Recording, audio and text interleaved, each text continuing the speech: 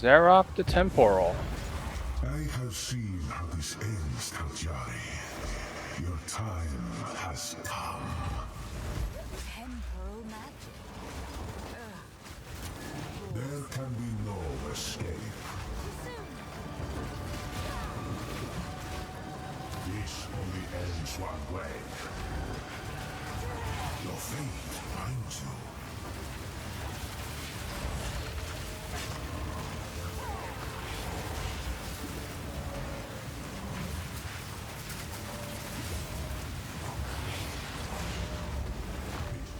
The sands of time wait for no one.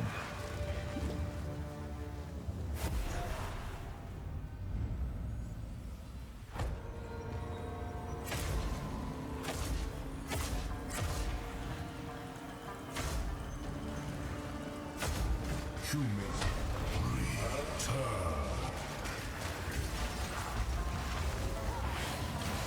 Watch your this cannot be. It is time. Yeah, Xerok. Xerok. It's about time. Got you again.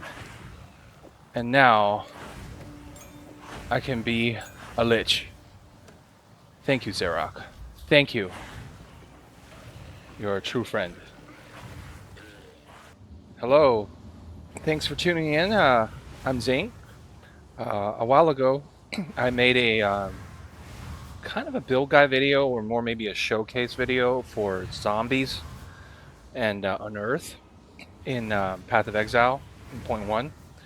Now that we have the ability to respect our ascendancies, I have redone my ascendancy through the Trial of Sekemes, and I have changed myself to a Lich. And so I'm going to do a tier 15 map and fighting a boss at the end, and kind of just show off how the playstyles have changed, because things did change quite a bit. So first of all, I'm now using a different setup. I'm using Skeleton Warriors, about 4 of them, to set up a ignition using Infernal Legion, and I'm also using Unearth to cause bleed with Lacerate. The minions will attack and cause bleed. And then finally, my zombies will take advantage of all of that by using Feeding Frenzy, Heavy Swing, Heft, Immolate, and Bloodlust. The Bloodlust and Immolate benefits from the ignition and the bleeding. Everything else is still pretty much the same. I know that Scepters took a little bit of a nerf as the quality was removed from it, as shown here. Well, maybe it didn't. But the point is that I think we had less spirit to work with. So what I did was I just decreased the number of skeleton clerics that I have, and currently I'm running about 10 of them, which is, I think, is enough, and 4 skeleton warriors to cause the ignition. I have changed from a mind over matter build to a more of a build focused on pure energy shield. As you can see here, I have over 6,000 energy shield now. Again, most of the nodes are still pretty much the same. If you look at the ascendancy, I actually did a very weird thing here.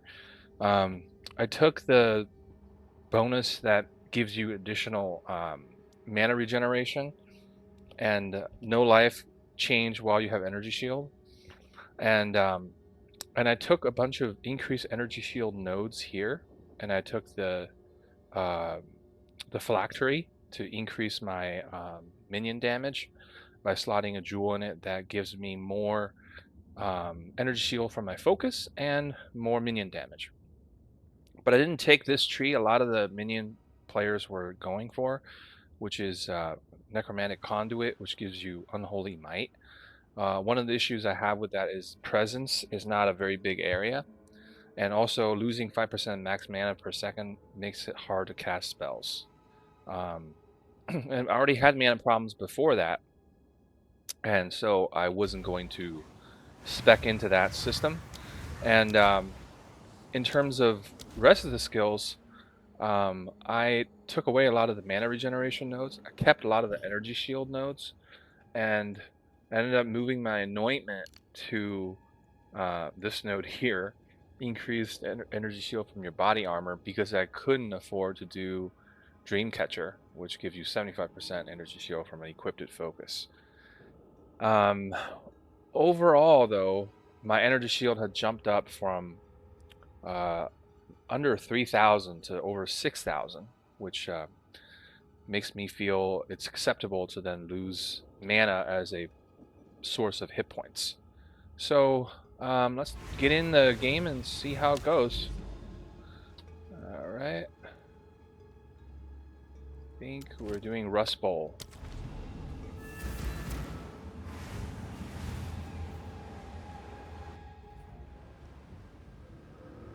All right. Same plan as before. Get a bunch of zombies out. Using get a bunch of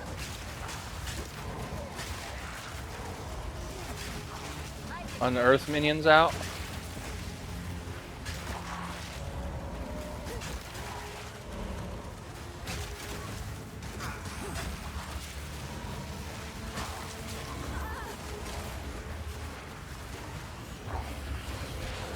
So my energy shield recovers a lot quickly now because I've taken faster restart before when you take damage on the energy shield. And those nodes are very helpful because you really don't want to take any damage from your life. And it's great that some of the nodes actually lets you bypass your damage bypass energy shield. But if you have energy shield and the damage that bypasses it doesn't actually cause any damage because your life can't change. And that's really cool. And that actually brings up to my second point, is that when you use life sacrificing skills, it doesn't do anything to your life. Like, I no longer sacrifice life when I use Pain Offering, which is great, right? So I think that's another part that's really fun. Secondly, I just overall, I think that again, I've been watching some streamers putting up their own builds. There was a guy named Try Harder Gaming who came up with a build where he does Terracotta Warriors, about like 200 of them, which is absolutely hilarious. And surprising thing about his build is that he deals damage using Bone Offering, which is like, what? Bone Offering? I thought that just prevents your minions from taking damage. No, it creates a damage shield, and when that damage shield expires, it deals quite a lot of damage. And only on a 2-link, I think you can get it up to over 10,000. If you really push it harder, I believe the damage potential can be really high. Like, a while ago, I was watching Gazzy's video where he was kind of raging because he was playing Storm Mages, which I believe is still the meta at this point, kind of like the gold standard for minion and how much damage they can do. And he was mad because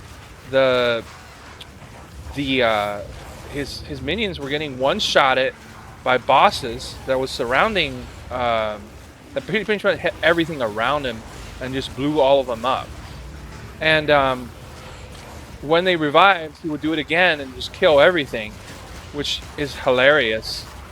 Well, not for Gazzy, because he was not very happy about that. And what I was thinking in my head was, I don't know if he tried it before or not, but like, you should be using Bone Offering, right? And because Bone Offering lets you block that hit and reflect damage back. And on top of that, not only does it do that, it also allows you to do a bit more, because Bone Offering lets you negate that hit, but you can only have one Bone Offering active at one time.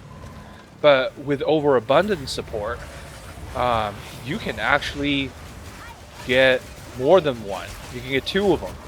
And if you decrease the duration of the bone offering by using things like fast forward, you can make the bone offering expire sooner than before, leading to a pretty significant decrease in cooldown before you have to before you can summon a bone offering again. And I think this is the strategy that Try Harder Gaming used to kill bosses so quickly, because he has something like 200 guys all standing next to the boss. The boss does one single swing and instantly takes damage from probably like 50 or 60 of them. And then he does it again. And that kind of damage is just insane. And that's how he's able to kill the bosses relatively quickly. And another thing I'll say is that obviously I don't know if Gazzy's tried Bone Offering, but I think he should try it. I think it's a great skill. It has damage potential, and it's always great to see gamers come up with really cool ideas.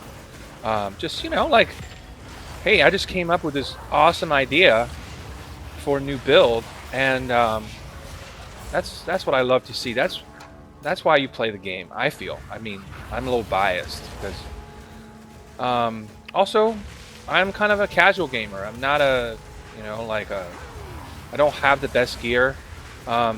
When you run Lich, if you want mana regeneration, you should probably get more life, because life is what determines your mana regeneration. However, the main issue is, I mean, top tier rings and amulets are kind of expensive. I already spent a fortune getting them, and if I were to try that again, I probably will have even bigger issues. I just don't have the currency. I haven't farmed enough to have all that stuff. So, alright, well, we're here. Let's fight this boss, yeah?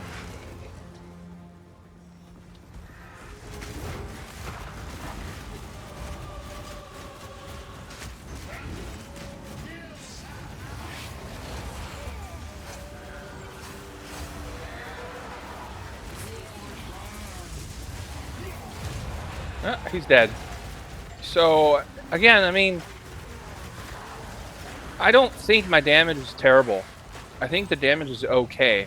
The main problem is the monster's ability to keep, like, they have to be able to keep up with the boss to continuously beat at him. And I think that's probably the bigger challenge, because how slow zombies are. But the damage potential remains there. And again, like, the way I look at, like, people talking about how minions are just not very survivable because their survivability is very low because they just get killed. Well,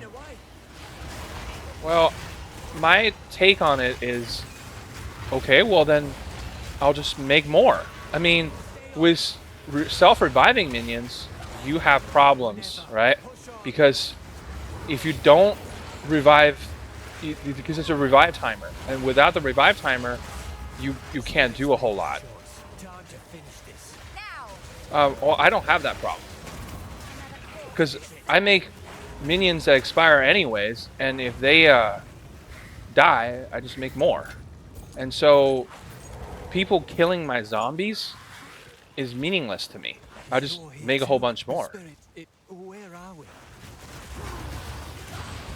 So, like, you know, I don't really mind the lack of survivability, and if they kill my skeleton clerics, I don't care either, because they just revive themselves.